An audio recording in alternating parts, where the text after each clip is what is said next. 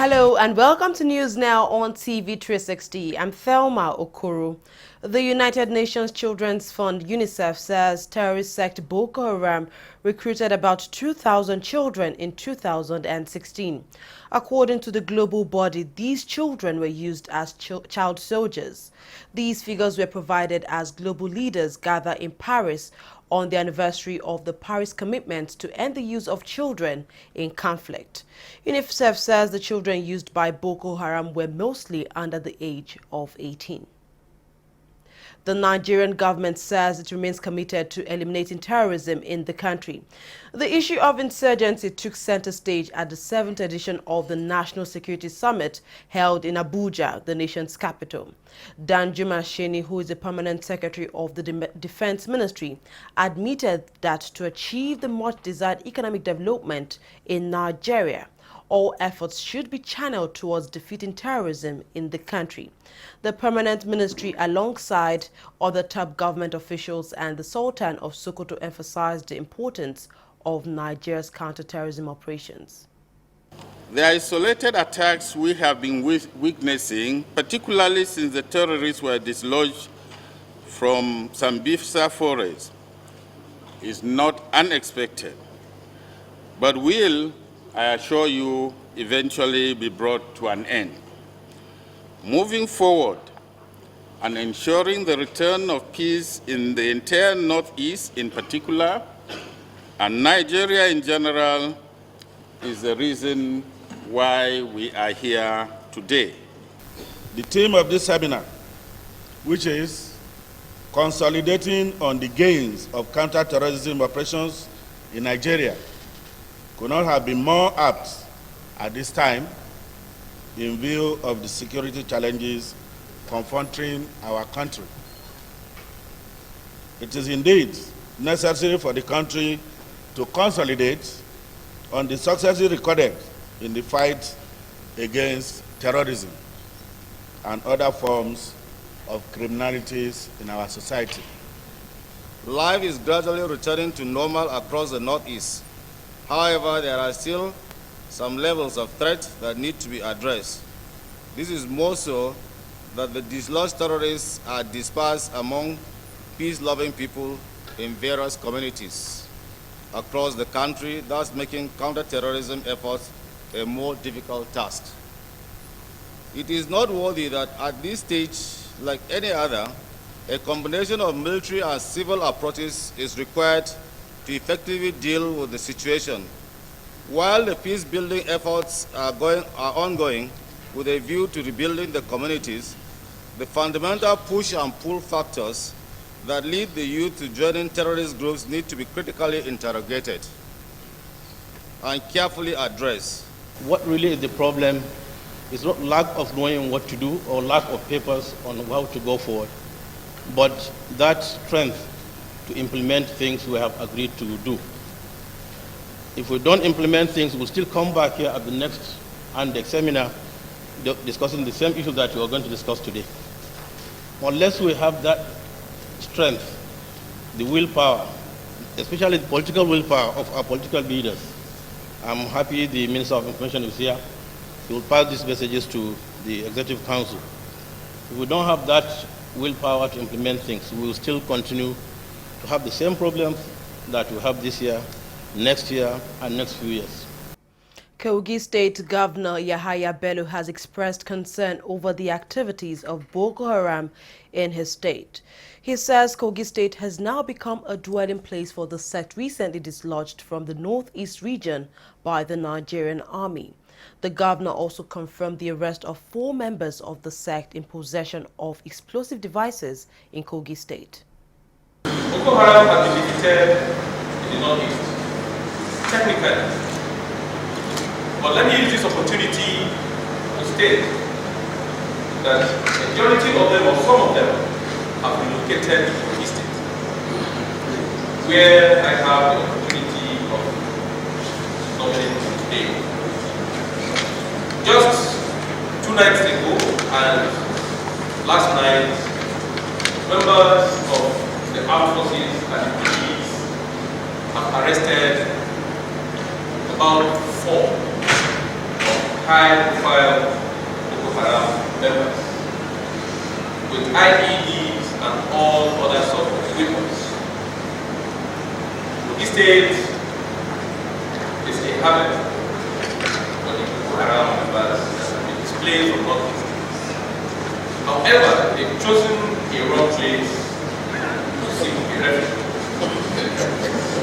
Because surely I will never allow them to have this space. The Kaduna state government has imposed a 24-hour curfew on some parts of the central Nigerian state after clashes killed at least 14 people in the region. The affected areas are in Jema and Kaura local government areas of the state. The government says a curfew became necessary to protect lives and properties and avoid the further breakdown of law and order. The Nigerian government says 465 billion naira has been distributed to the 3 tiers of government. This is revenue collected for the month of January. The Ministry of Finance confirmed the shared revenue rose in January by 16%. The summary, after adding all the revenue sources, the total distributable for the month comes to 355.9 billion, which represents an increase of 51 billion compared to the total for last month, which was 304. And to this, there's an exchange gain of 48.37, and then distribution from PPT, from excess PPT of 60.85 billion. So the grand total of amount distributable this month comes to 465.149 billion, which is higher than last month's figure by 65.149 billion. You may recall last month the total amount distributed was 400 billion. And then the refund to federal government by NPC, the same amount as last month, 6.33 billion. The balance in excess crude account as at 21st February is $2.458 billion. The Nigerian presidency has denied offering bribe to Justice Adeniyi Ademola of the Federal High Court in 2015. Spokesperson to the president described the report as false and an attempt to smear the reputation of the president. This comes barely a day after a witness in the corruption trial of the judge stated that President Muhammad Buhari's lawyer gave the embattled judge 500,000 naira while his certificate controversy was pending before the judge.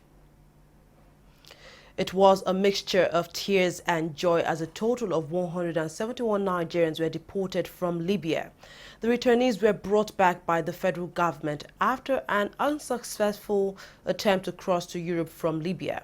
Tunji Olanikbeku has the details of this report.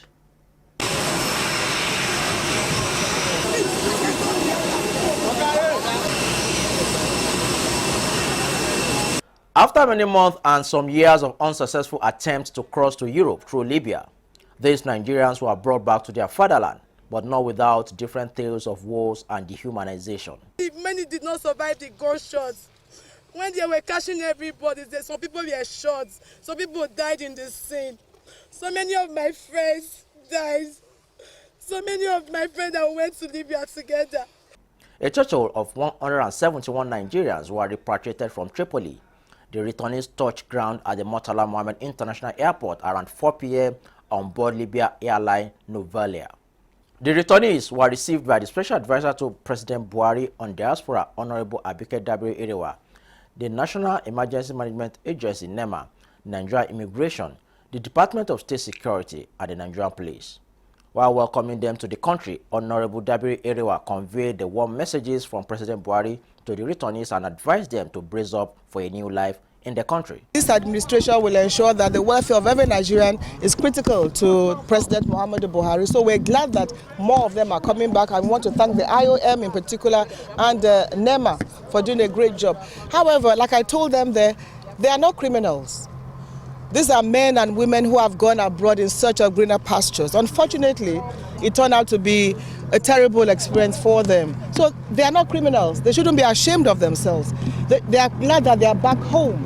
And Mr. President has said we should personally convey his greetings to them and let them know that you are back in Nigeria. There's no better time than now. Times are tough, things are difficult, but your country is the best place to be. She said it is unfortunate that the effort to seek greener pasture did not turn out well for them, and advised that they should not be seen as criminals but as good citizens. Air Commander Salitu Mohammed gave a breakdown of the returnees. Female adults 109, female children 2, female infants 1. Total number of female in this batch 112. Male 49 adults, 5 children, 5 infants, and 59 male in total, making a total of 171 in all. Let the message go out there. When you hear their stories, they are sad stories to tell. Some of them are trafficked. Some of them got there, they didn't even get the money that they claim they are going to get. And they are not criminals. They just want a better life. Unfortunately, the better life is not there. And who knows, for a lot of them, the better life is right here in Nigeria. So let's talk to our younger ones, to parents in particular. Some parents encourage, especially their girls, to go out there. They were advised to be of good spirit and settle down in their country home. Honorable Irowa said government is doing everything to turn the economy around and give every Nigerian a better life. Sunjola Nipekun, TV360. A prosecution witness in the ongoing trial of ex-Chief of Defense Staff Alex Bade has told the court how $1 million cash was found in his home. Goji Mohammed says he was part of the EFCC team that conducted the search in Bade's house in Abuja. The ex-Chief of Defense Staff is standing trial for money laundering committed while he was serving in office. Nigeria's whistleblowing policy put in place 2 months ago is already yielding positive results for the government.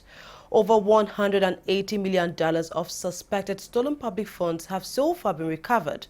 While many are hopeful that the new policy will lead to recovery of more stolen public funds, there are concerns among Nigerians that without a Protection Act, the safety of whistleblowers cannot be guaranteed. The federal government of Nigeria has started making huge discoveries just 2 months after it announced the new whistleblower policy, which basically provides cash reward for whistleblowers. Despite the recovery of over $118 million from various corrupt individuals, the safety of whistleblowers remains a huge concern. Nigerians do not yet have a Whistleblower Protection Act, but just a policy that encourages whistleblowing. Any government that is serious about tackling corruption must go ahead and make adequate provision for those who are giving out information as to people who are involved in corrupt practices. And one of them is to make sure that the life of that person who has given out information is protected. We must also ensure that he does not in any way suffer by giving out that information. So he shouldn't suffer any discrepancy, he should not suffer any inconvenience, he should not suffer any injury to himself and to his body or to his family members for coming out to help the state recover, stolen money. So the state must be serious in this fight against corruption by making sure that those things we are talking about are actually provided and provided very fast in the law. Without a whistleblower protection law in place, prospective whistleblowers with useful information may not want to speak up due to fear for their safety. This, Barrister Janaku says, could lead to the failure of the policy. Now, we are saying, should I not be protected, even from the person I'm reporting to? Can I make my identity hidden? The act is to ensure that the moment you give your information, the agencies or the parcels or departments necessary for investigation will quickly go into action, swing into action, recover if need be, or ensure that there is no movement of what has been seen. Then secure that person who has whistleblown into safe custody, so that whoever has so much money who could go after him will not be able to find him. His identity will be kept secret. That is why, as a matter of necessity, you must have the Whistleblowers Act following the Whistleblowers Protection Act following the Whistleblowers Act. In fact, the Whistleblowers Protection Act ought to be enforced before the Whistleblowers Act itself. The passage of the Whistleblowers Law would not only ensure the safety of the whistleblower, but the continuous existence of the whistleblower policy, even after the present administration leaves office. I believe that if it is enacted into law, even in if any subsequent government comes in, the only thing they can do is to amend, probably to reflect their own policy. An amendment will not be too fatal against the interests of fighting corruption, because we'll be watching, Nigerians will be watching to see the kind of amendment. But that's why we are insisting that this must be passed into law, because it is only when it's passed into law you can be really assured of the permanent status of that law, that is permanent. But if it is only ordinary government policy, another government comes in tomorrow, it can change it because it's not enacted into law. So it is important that we insist that this particular policy, that is very commendable, that will actually go a long way in fighting corruption and recovering almost most of the things that have been stolen. The policy's objective is to increase exposure of financial crimes while supporting the fight against corruption. The government has been urged to speed up the passage of the Protection Act to encourage more Nigerians while they judiciously use the recovered public funds to finance Nigerians' infrastructure deficits. Endurance Alonge, TV360, Lagos. Nigeria's Minister of Information and Culture, Lai Mohammed, has warned against the threat of fake news. The minister, who sees the upsurge of fake news as a greater threat than insurgency and militancy, believes that if no urgent measure is taken, it could have dire consequences on the country. I see today a greater threat to Nigeria, a threat which is greater than insurgency, a threat which is greater than militancy, and that is fake news. I think anybody who is a student of history or military history will agree with me that no war has ever been started by bullets or bows and arrows. Every war has been started by words. Every war has been started by advocacy of some sort. Even the Boko Haram insurgency today started many years ago with the radicalization of our people in the northeast. Today we have a great problem on our hands, and this is the phenomenon of fake news. And this phenomenon is so serious that it is threatening to break the country more rapidly than even the insurgency will be combating. And regrettably, these fake news warriors, they have no boundaries. They operate worldwide because they use the social media, Instagram, Facebook, Twitter, and they travel faster. This phenomenon of fake news is a serious issue, and I think our armed forces should also pay as much attention as they are paying to tactics, to strategy, to counter this fake news.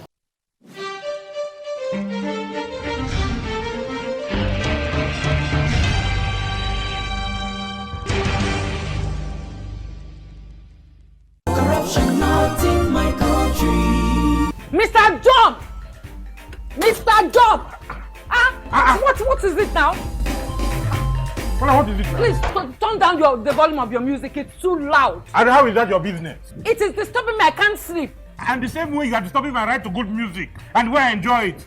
What's wrong with you? Is there another person complaining? Maybe we thought that you have lost your mind. Are you having a party? I'm just respecting you, sir. You remember I paid my husband too. You will not understand why we are complaining, because you do not care about other people except yourself. Look, the transformation we need in this country begins in this compound. Yes, now. From you, and I. This your selfishness is an offshoot of corruption. And corruption not in my country. You know, go to your bank. Go. corruption not in my country.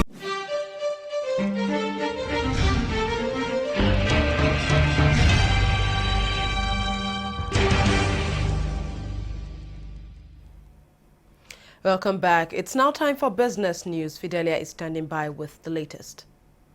Thank you, Thelma. The Manufacturers Association of Nigeria has called on the Nigerian government to review the 2016 import adjustment tax of 20% on the pharmaceutical sector. National Chairman of the Industrial Pharmaceutical Association in Nigeria, Gbenga Falabi, made the call in Lagos at the 2017 Nigerian Pharma Industry Economic Outlook. Our correspondent Abiola Ismail now reports. It's a gathering of local manufacturers in Nigeria to look at the country's national budget and the likely impact it might have on their sector. The national chairman of the body wasted no time in identifying what their pressing challenges is. They want the government to adopt a zero tax policy on import of raw materials that cannot be accessed locally and a reasonable tax on pharmaceutical products that can be produced domestically to encourage local farmers. Pharma raw materials and other inputs that go into local manufacturing of pharmaceutical products should enjoy zero duty, zero tax. Let me put it that way because they may come up with another new tax name. So that's a zero tax. And this is going to do two things. One, it's going to make products produced locally cheaper, as it wherever is possible. Don't forget that the local manufacturer have to contend with high energy costs. Not the way businessmen or professionals should be. You must immediately adapt. If you cannot see, you cannot envision a thing, right? What you must do is for your response or your reaction to be quick. Don't be caught napping on one foot. Away from worries of local manufacturers, the guest speaker of the occasion focused more on the economy, saying for the country to get off recession, it must grow at least 4 to 6% in order to complement the geometric growth in the country's population. To get out of recession, because the recession is minus, but that we should aim for stronger economic growth, minimum of 4% and even higher, 6, 7, 10%. Because as long as the population grows by 2, 3%, you need a stronger rate of growth to balance out, to reduce poverty, to improve infrastructure, to improve the standard of living of the people. The Industrial Pharmaceutical Group of Man reminded members that balancing the cost of doing business with the awesome responsibility of putting the patients first at all times should be and remain their guiding principle for all professionals in the pharma industry. Abiola Ismail, TV360 Lagos. Nigeria wants to borrow at least $1 billion from the World Bank as well as $1.3 billion from China to fund railway projects in the country. This is according to the Finance Minister Kemi Adelson. Africa's biggest economy needs to plug a gap in its record 7.3 trillion naira budget, which boosts capital expenditure by a quarter to end its first recession in 25 years. The naira has strengthened to 515 against the greenback following introduction of a new forex policy by the Central Bank of Nigeria. The naira, which was trading at 5.20 to the dollar on Monday after falling from 5.10 on the previous week, boosted up on Tuesday evening at the parallel market. On Monday, the CBN introduced fresh policy actions which seek to provide more foreign exchange for Nigerians seeking dollar for personal and business purposes. Global oil prices slipped after an unexpected rise in US dollar, the currency in which payment for crude are made. Brent crude was down 44 cents to trade at $56.83 a barrel, while Euros crude fell by 34 cents to trade at $53.99 a barrel. Nevertheless, an agreement by major oil producers under the OPEC umbrella, which came into place at the start of this year, lent a floor to oil prices. Well, that's all on business. Thelma will be back with more stories. Don't go away.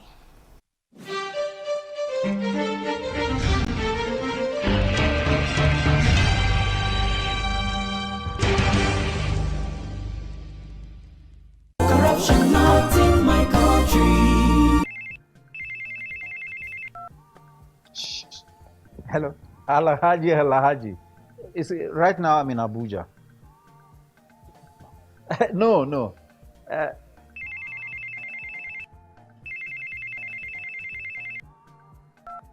Hello? Adamu. Right now I'm in Kano.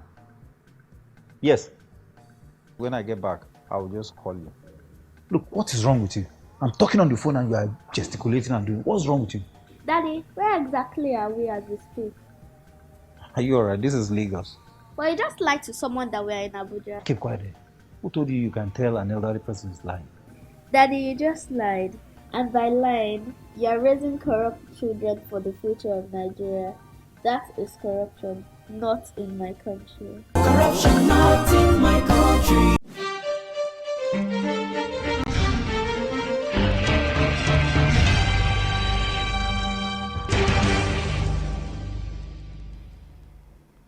The British government says it will provide additional aid money to South Sudan and Somalia, where a famine has been declared in some parts of the country. Britain will provide £100 million to each country in 2017 and 2018, in addition to existing flows of aid. UNICEF says that nearly 1.4 million children were at imminent risk of death in famines in South Sudan, Somalia, Nigeria, and Yemen. A South African court has ruled that a decision to withdraw from the International Criminal Court is unconstitutional. The country's High Court on Wednesday ordered the government to withdraw the notice to quit the ICC. The ICC, launched in July 2002, has 124 member states. It's the first legal body with international jurisdiction to prosecute genocide, crimes against humanity, and war crimes. South Africa says it was quitting the ICC because membership conflicted with diplomatic immunity laws. Super Eagles striker Brown Ideye has joined Chinese Super League team in a deal worth €12 million. Ideye will be playing alongside country teammate Mikel Obi, who earlier this year signed a deal with the Chinese club. Ideye was signed from Olympiacos, who failed to qualify for the group stage of the UEFA Champions League. The Nigerian Football Federation says it will not be backing CAF President Issa Hayatou for another term in office. Hayatou is bidding for an 8th term in office. The body's president, Amaju Pinnick, says the NFF will be backing Madagascar's Ahmad's bid to replace Hayatou. Pinnick says CAF needs, quote, new generation of leadership following the change at the top of the world governing body, FIFA. That's all we have on News Now. Thank you very much for watching. I'm Thelma Okoro.